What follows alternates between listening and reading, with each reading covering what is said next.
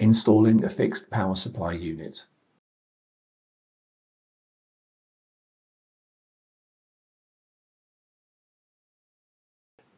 A test system without a system board is used here as a demonstration. For cable routing and cable connector locations, refer to the user guide. Align the pins on the fixed power supply unit with the slot on the chassis, and then lower the power supply unit into the chassis and slide it towards the front of the chassis to lock the pins into the slots. Align the pins on the power supply unit's bracket with the slots on the chassis, and then lower the power supply unit's bracket into the chassis and slide it towards the front of the chassis.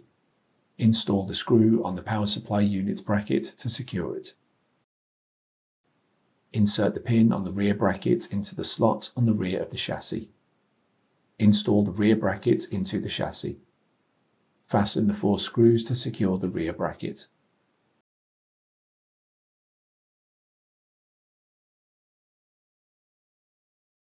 Connect the power cables to the system board.